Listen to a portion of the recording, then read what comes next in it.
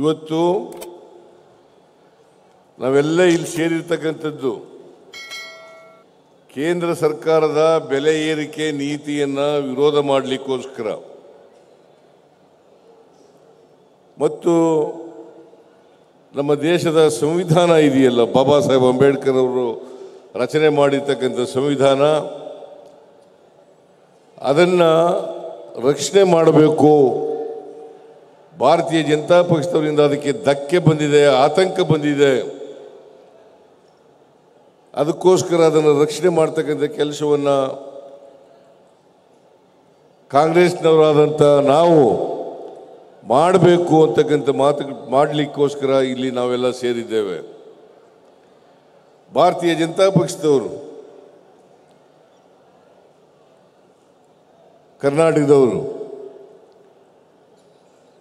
ಬೆಲೆ ಏರಿಕೆ ಮಾಡಿದ್ದೇವೆ ನಾವು ಅಂತೇಳಿ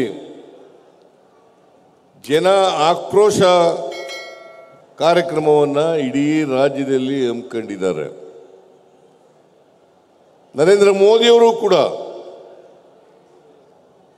ಕರ್ನಾಟಕದಲ್ಲಿ ಬೆಲೆ ಏರಿಕೆಯಾಗಿದೆ,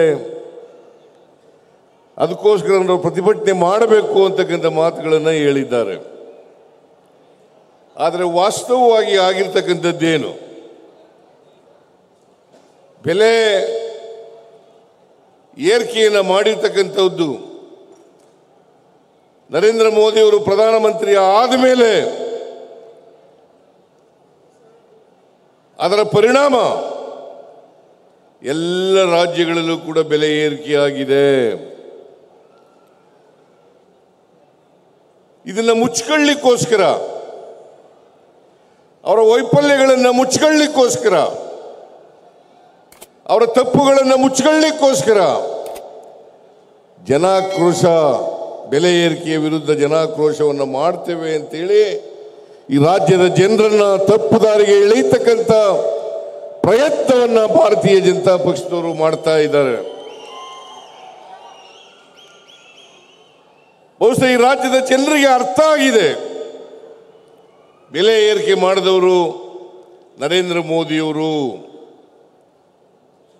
ಅದರ ಪರಿಣಾಮ ಅಗತ್ಯ ವಸ್ತುಗಳ ಬೆಲೆ ಏರಿಕೆಗಳೆಲ್ಲ ಆಗಿದ್ದಾವೆ. ಇದನ್ನು ನಾವು ಜನರಿಗೆ ತಿಳಿಸಬೇಕಾದಂಥ ಅಗತ್ಯ ಇದೆ, ಅನಿವಾರ್ಯತೆ ಇದೆ ಅಂತಕ್ಕಂಥದ್ದನ್ನು ನಮ್ಮ ಕಾರ್ಯಕರ್ತರು ಅರ್ಥ ಮಾಡ್ಕೋಬೇಕಾಗ್ತದೆ. ನರೇಂದ್ರ ಮೋದಿಯವರು ಅಧಿಕಾರಕ್ಕೆ ಬಂದು ಇನ್ನೇನು 11 ವರ್ಷಗಳಾಯಿತು. ನರೇಂದ್ರ ಮೋದಿಯವರು ಹೇಳಬೇಕು, ನೀವು ಕೊಟ್ಟ ಮಾತಿನಂತೆ ನಡ್ಕೊಂಡಿಲ್ಲ, ಬೆಲೆ ಏರಿಕೆ ಆಗಿರತಕ್ಕಂಥದ್ದನ್ನು ಕಡಿಮೆ ಮಾಡ್ತೇವೆ, ಒಳ್ಳೆಯ ದಿನಗಳು ಬರ್ತವೆ,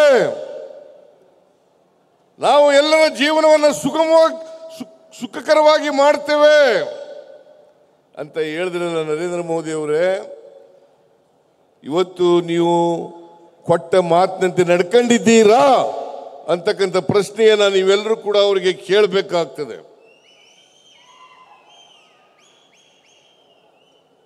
ನರೇಂದ್ರ ಮೋದಿ ಅವರು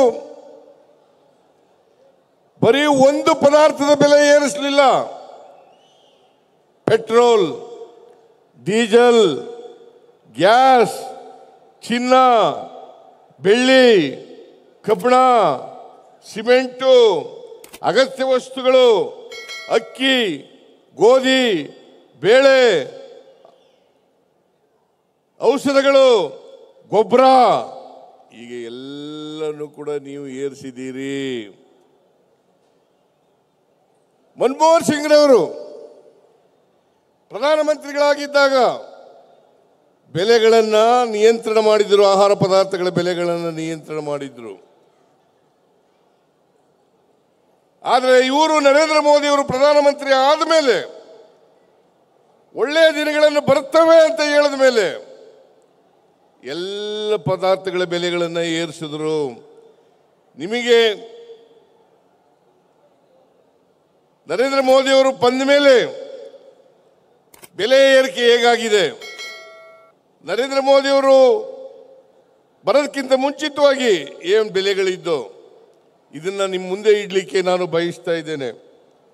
ಚಿನ್ನ 10 ಗ್ರಾಂ ಚಿನ್ನಕ್ಕೆ ಅವತ್ತು 28,000 ರೂಪಾಯಿ ಇತ್ತು.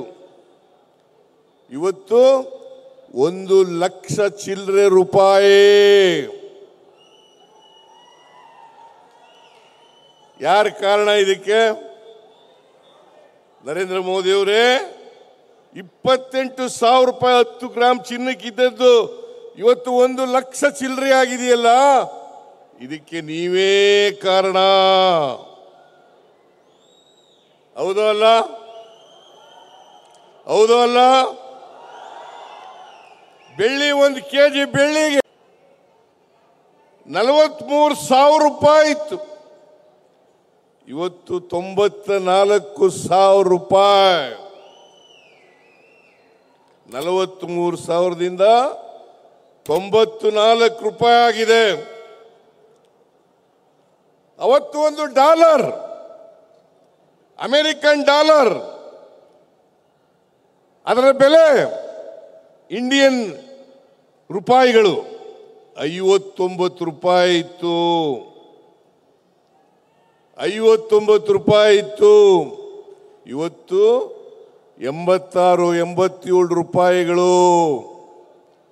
ನರೇಂದ್ರ ಮೋದಿಜಿ ಹೇಳಿದ್ರಿ ಜನರಿಗೆ, ನಾವು ರೂಪಾಯಿನ ಸಮಕ್ಕೆ ತರ್ತೀವಿ, ಡಾಲರ್ ಬೆಲೆಯನ್ನ ರೂಪಾಯಿ ಸಮಕ್ಕೆ ತರ್ತೀವಿ ಅಂತ ಹೇಳಿದ್ರು. ಆದರೆ 59 ರೂಪಾಯಿ ಇದ್ದಂಥ ಒಂದು ಡಾಲರ್ ಬೆಲೆ ಇವತ್ತು 86 ರೂಪಾಯಿ, 87 ರೂಪಾಯಿ ಆಗಿದೆ. ಇದಕ್ಕೆ ಯಾರ ಕಾರಣ?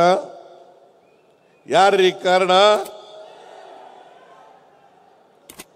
ಸಿಮೆಂಟು 50 kg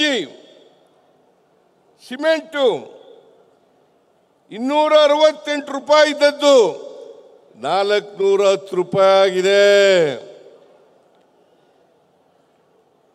ಅಮೋನಿಯಂ ಫಾಸ್ಫೇಟ್ 1,125 ರೂಪಾಯಿ ಇದ್ದದ್ದು 1,350 ರೂಪಾಯಿ ಆಗಿದೆ. ರೈತರ ಬಗ್ಗೆ ಮೊಸಳೆ ಕಣ್ಣೀರು ಸುರಿಸ್ತಿರಲ್ಲ, ಯಾಕೆ ಗೊಬ್ಬರದ ಬೆಲೆ ಹೆಚ್ಚು ಮಾಡಿದ್ರಿ? ಇದನ್ನು ನರೇಂದ್ರ ಮೋದಿ ಅವರು ಉತ್ತರ ಕೊಡಬೇಕಾಗ್ತದೆ ಈ ದೇಶದ ರೈತರಿಗೆ. ಸಕ್ಕರೆ 1 kg ಸಕ್ಕರೆ 60 ರೂಪಾಯಿ ಇದ್ದದ್ದು 72 ರೂಪಾಯಿ ಆಗಿದೆ. ಅಕ್ಕಿ 30 ರೂಪಾಯಿ ಇದ್ದದ್ದು 66 ರೂಪಾಯಿ ಆಗಿದೆ. ಬ್ರೆಡ್ 35 ರೂಪಾಯಿ ಇದ್ದದ್ದು 70 ರೂಪಾಯಿ ಆಗಿದೆ. ಅಡುಗೆ ಎಣ್ಣೆ 68 ರೂಪಾಯಿ ಇದ್ದದ್ದು 109 ರೂಪಾಯಿ ಆಗಿದೆ. ಗೋಧಿ 10 kg 270 ರೂಪಾಯಿ ಇದ್ದದ್ದು 420 ರೂಪಾಯಿ ಆಗಿದೆ. ರಾಗಿ 1 kg 20 ರೂಪಾಯಿ ಇದ್ದದ್ದು 65 ರೂಪಾಯಿ ಆಗಿದೆ. ಉಪ್ಪು 1 kg 7 ರೂಪಾಯಿ ಇದ್ದದ್ದು 22 ರೂಪಾಯಿ ಆಗಿದೆ. ಟೀ 250 ಗ್ರಾಂ 95 ಇದ್ದದ್ದು 135 ಆಗಿದೆ. ಸಿಮೆಂಟು, ಗೊಬ್ಬರ, ಪೆಟ್ರೋಲ್, ಡೀಸೆಲ್, ಗ್ಯಾಸ್. ಇವತ್ತು ಇಲ್ಲಿ ಗ್ಯಾಸ್ಗಳಿಗೆಲ್ಲ ನಾವು ಹೂನಾರ್ಗಳನ್ನು ಹಾಕಿದ್ದೀವಿ. ಮನಮೋಹನ್ ಸಿಂಗ್ರವ್ರ ಕಾಲದಲ್ಲಿ ಒಂದು ಸಿಲಿಂಡರ್ ಗ್ಯಾಸ್ 414 ರೂಪಾಯಿ. ಇವತ್ತು ಒಂದು ಗ್ಯಾಸ್ ಸಿಲಿಂಡರ್ ಬೆಲೆ 879 ರೂಪಾಯಿ. ನರೇಂದ್ರ ಮೋದಿಜಿ ಗ್ಯಾಸ್ ಬೆಲೆ ಏರಿಸ್ಬಿಟ್ಟು ಪೆಟ್ರೋಲ್ ಸುಮಾರು 71 ರೂಪಾಯಿ ಇತ್ತು 2014ನೇ ಇಸ್ವಿನಲ್ಲಿ. ಇವತ್ತು 102 ರೂಪಾಯಿ. ಡೀಸೆಲ್ 40 ರೂಪಾಯಿ ಇತ್ತು 2014ರಲ್ಲಿ. ಇವತ್ತು 91 ರೂಪಾಯಿ 4 ಪೈಸೆ. ಯಾರ್ರೀ ಇದಕ್ಕೆಲ್ಲ ಕಾರಣ? ಬಿಜೆಪಿಯವರೇ, ಯಾರು ಇದಕ್ಕೆ ಕಾರಣ?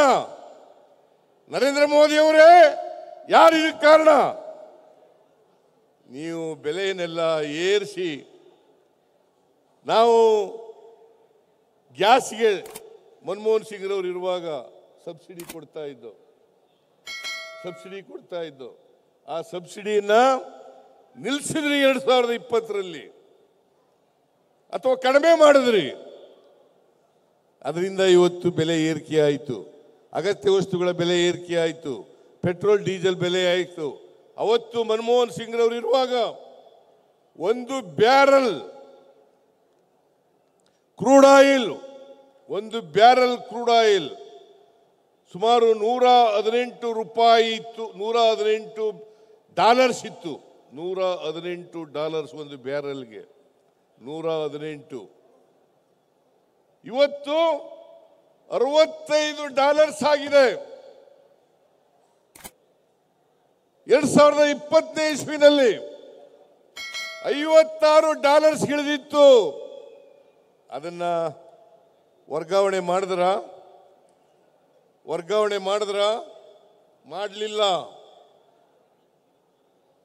ಇಂಟರ್ನ್ಯಾಷನಲ್ ಮಾರ್ಕೆಟ್ನಲ್ಲಿ ಕ್ರೂಡ್ ಆಯಿಲ್ ಬೆಲೆ ಕಡಿಮೆ ಆದರೂ ಕೂಡ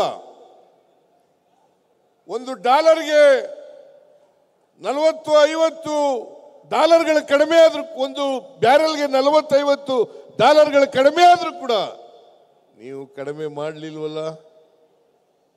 ಅದರಿಂದ ಇವತ್ತು ಬೆಲೆ ಏರಿಸಿದವರು ಅವರು.